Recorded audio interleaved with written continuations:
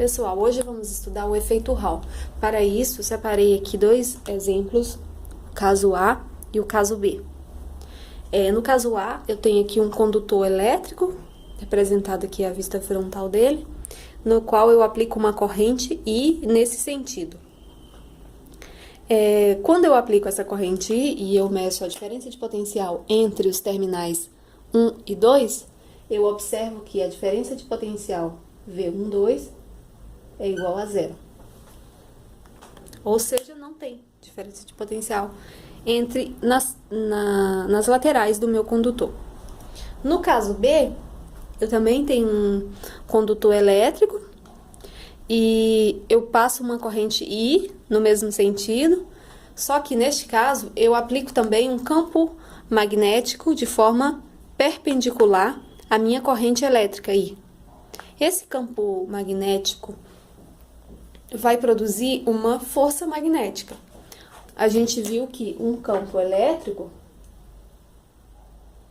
produz uma força elétrica. Um campo magnético, por sua vez, então, produz uma força magnética.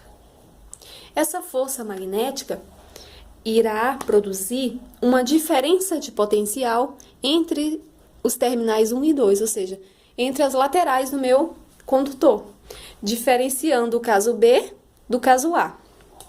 Ok. A gente já estudou até aqui as equações de força elétrica, de campo elétrico. A equação de força magnética foi escrita por Lorentz e diz que FB é igual a carga que multiplica velocidade produto por B, que é o campo magnético. Esse V aqui é velocidade da carga, por exemplo, dos portadores. E B é o campo magnético, e aqui é uma força, a força magnética.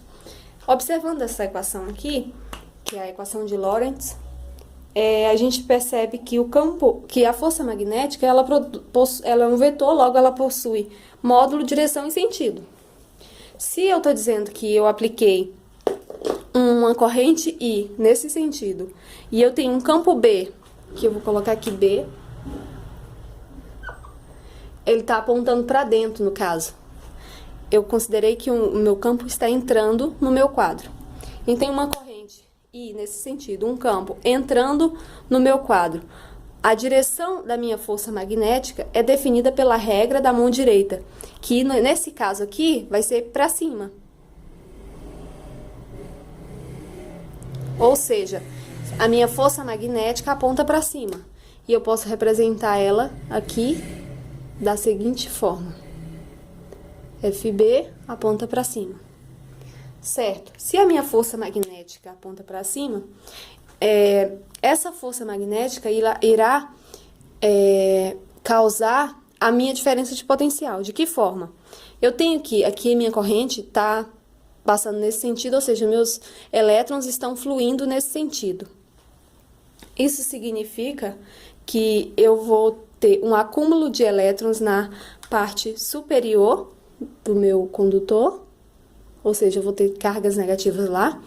Automaticamente, se os meus elétrons estão indo para a parte superior, na minha parte inferior vai sobrar carga positiva.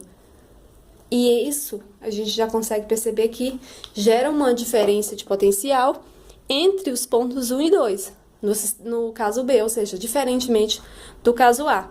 E essa diferença de potencial é chamada de VH ou tensão de Hall. Ela é diferente de zero. A gente consegue perceber que ela é diferente de zero. Por quê? Porque o campo magnético vai gerar essa separação de cargas. Esse efeito Hall é utilizado, ele foi observado pela primeira vez em 1879 por Edwin Herbert Hall. E atualmente ele é utilizado para desenvolver diversos sensores, para medir campo magnético, corrente, posição, velocidade. Para facilitar a análise aqui, a gente utilizou